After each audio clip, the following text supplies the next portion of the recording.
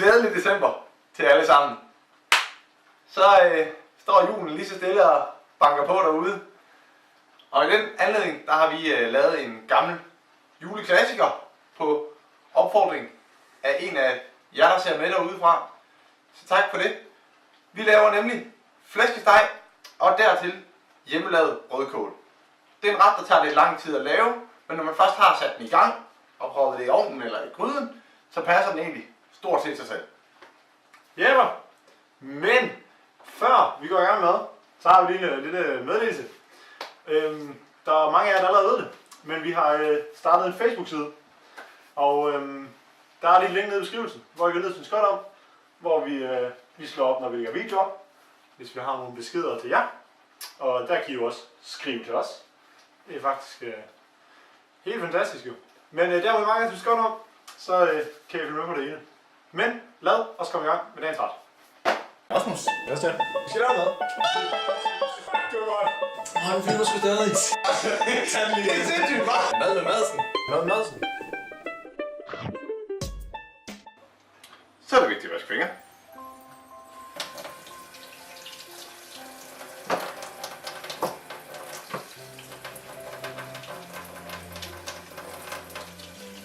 Her ser vi de ting, vi skal bruge i dag, og vi går lige hurtigt igennem dem.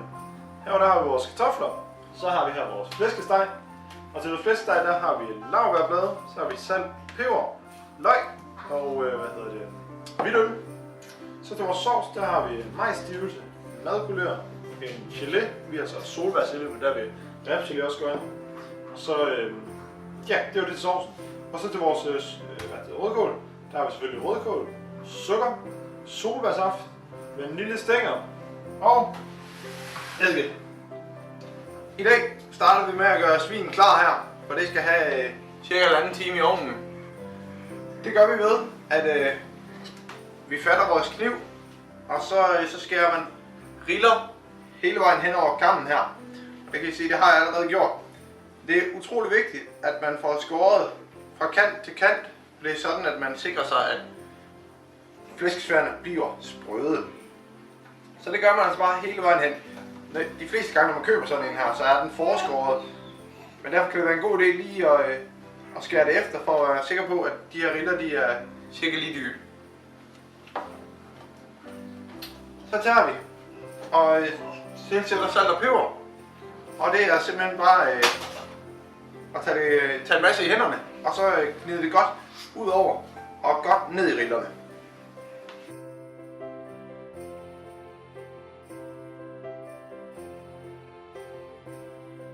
Så tager vi vores laurbærblade her, og så putter dem ned i rillerne sammen med salt og peber.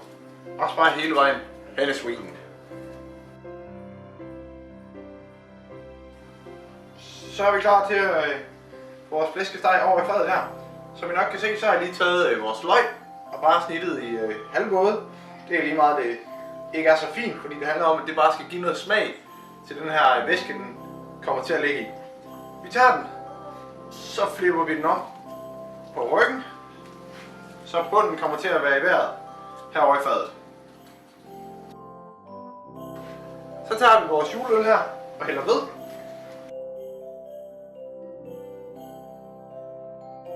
Så fylder vi op med vand, til at sværene er dækket af væske hele vejen rundt i fadet.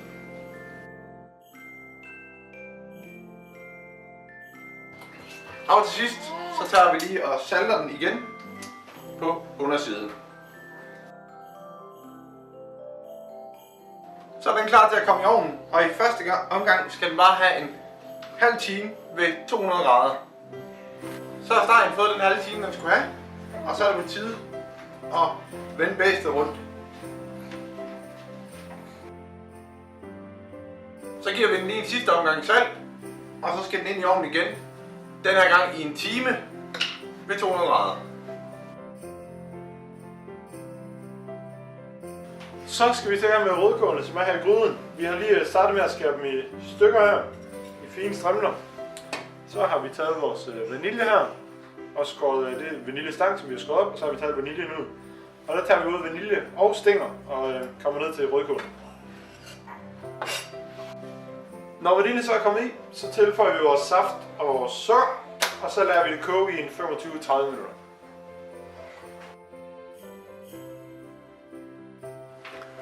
Så har rødkålen fået lov til at stå og simre i det bliver en 25-30 minutter.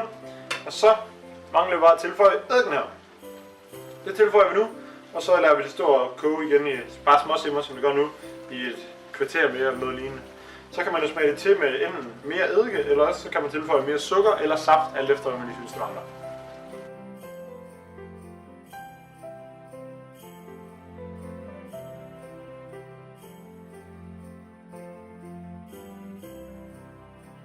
Det her smager rigtig dejligt. Hvad det hedder? Klassisk juleånd. Her er december måned. Det er rigtig dejligt. Vi vil jo sige tak til Kasper for forslaget med dagens ret. Det var en god idé. Og jeg synes også, vi har klaret det helt fint. Det må man sige.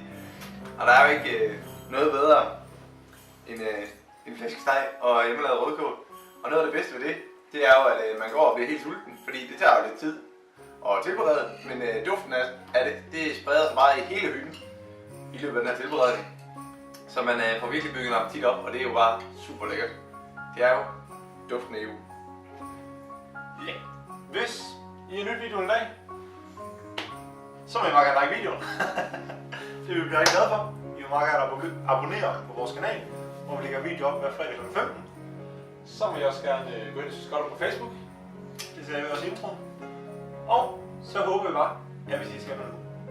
Hej hej!